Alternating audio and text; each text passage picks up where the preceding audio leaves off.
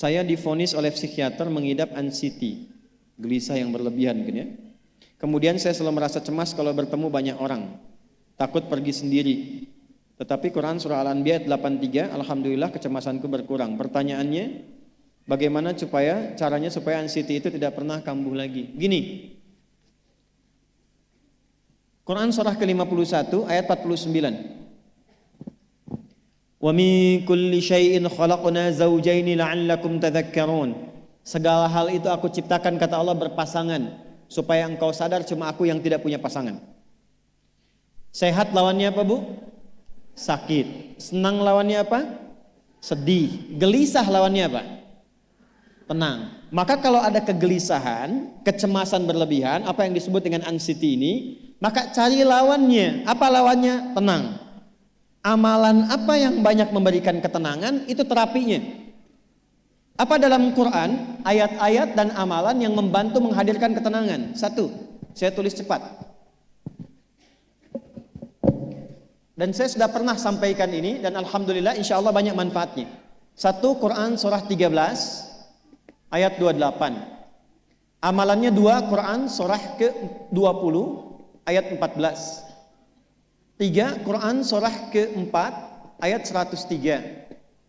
4, Quran surah ke-15 ayat 9. 5, Quran surah ke-54 ayat ke-17, 22, 32, 40.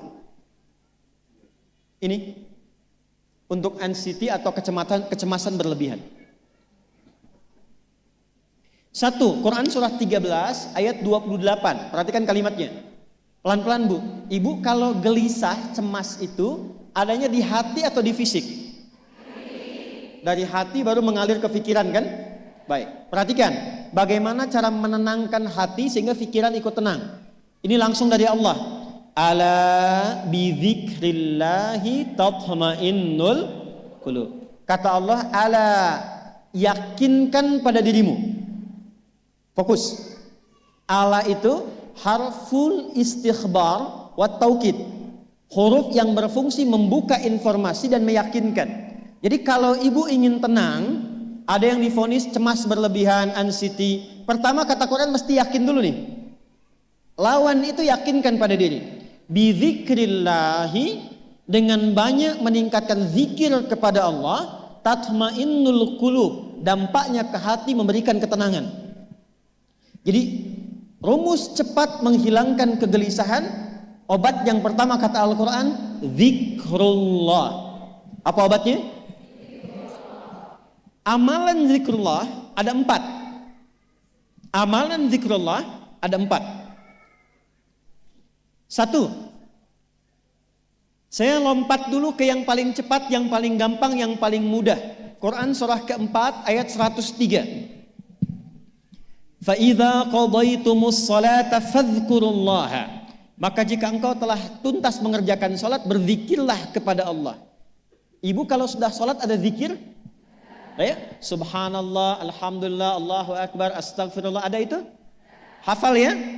Itu yang paling gampang. Kalau sedang cemas, keluarkan zikir pertama dalam bentuk kalimat thayyibah. Apa kalimat pertama yang dibaca setelah salat? Bukan. Astagfirullah. Assalamualaikum warahmatullah. Assalamualaikum warahmatullah. Astaghfirullah. Astaghfirullah. Astaghfirullah. Allahumma antas salam wa minkas salam. Tabarakta ya dzal jalali wal ikram. Kalau ingin agak panjang, boleh. Ada yang versi panjangnya.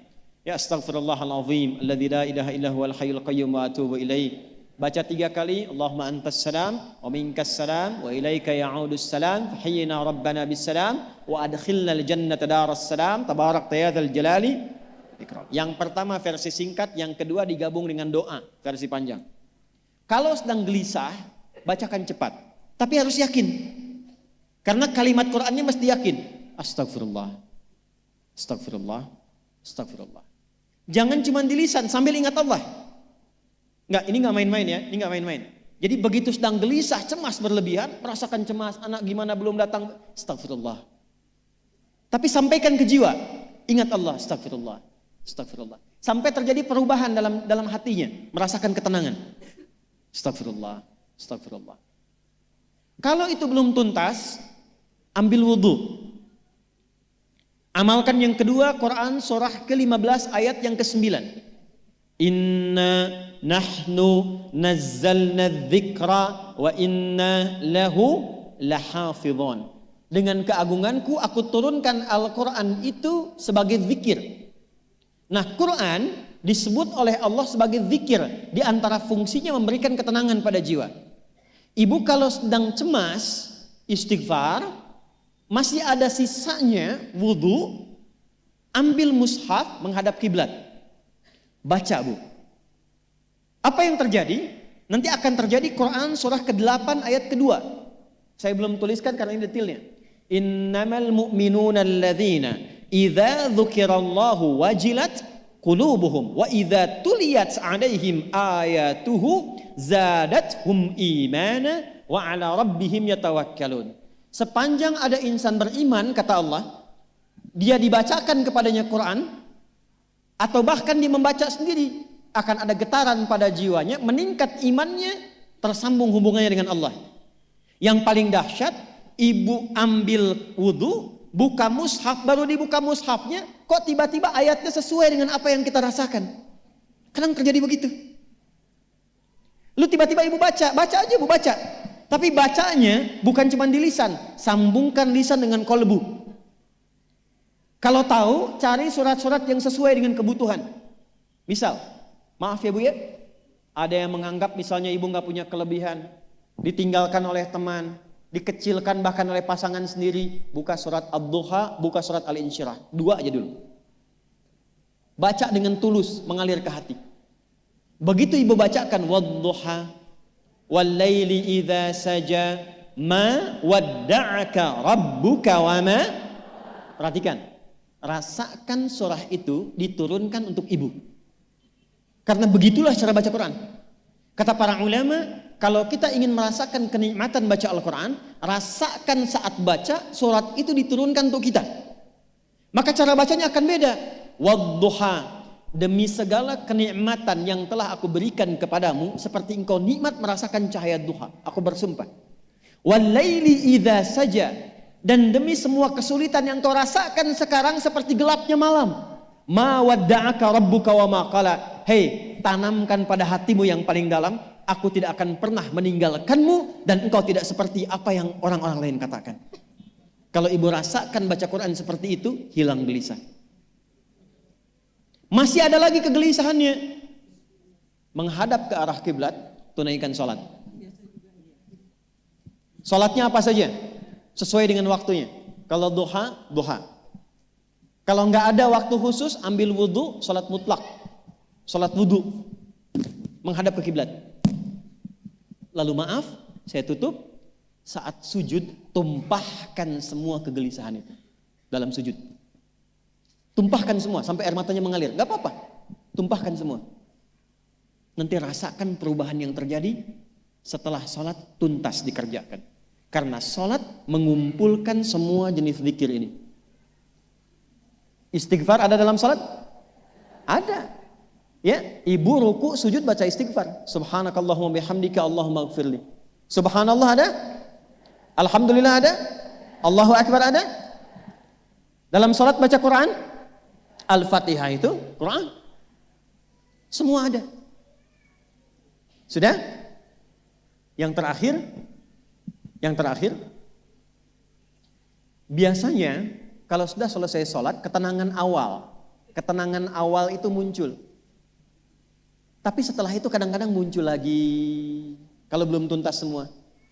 Maka praktekkan isi surat Al-Insyirah. Ini penutupnya. Inna ma'al usri, fa inna ma'al usri. Apa artinya insyirah? Insyirah itu suasana hati yang lapang, selapang-lapangnya seakan-akan gak ada beban lagi. Maka kata Allah, kalau hatimu ingin lapang dan tidak pernah merasakan ada beban lagi, maka perhatikan. Alam nashrah. Hei, masa engkau merasa cemas, gelisah dan berlebihan hanya karena masalah yang sekarang kau hadapi? Bukankah dulu banyak ribuan masalah yang telah aku selesaikan? Jadi kalau ibu mengalami masalah sekarang, jangan sampai larut sedih dengan masalah yang sekarang. Yakin dulu pun banyak masalah selesai juga. Alam nashrah.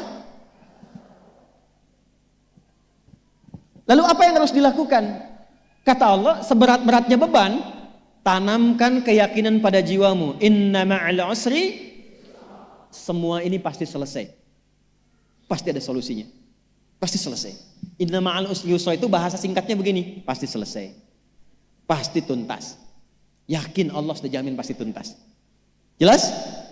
Jadi kalau sedang punya persoalan, yakinkan pada diri kita masing-masing, ini pasti selesai. Insya Allah ada solusinya. Gak mungkin Allah titipkan kalau saya tidak sanggup menjalaninya. La yukallifullahu nafsan illa, maka lakukan yang ini dan secara kontinu. Terapinya ini aja. Terapinya ini aja. Gelisah lagi, zikir lagi. Gelisah lagi, buka Quran. Sampai itu hilang, tapi itu tidak akan pernah hilang kalau ibu gak yakin bisa mengatasinya. Karena itu hurufnya dibuka dengan ala, yakinkan, itu hilang. Jelas?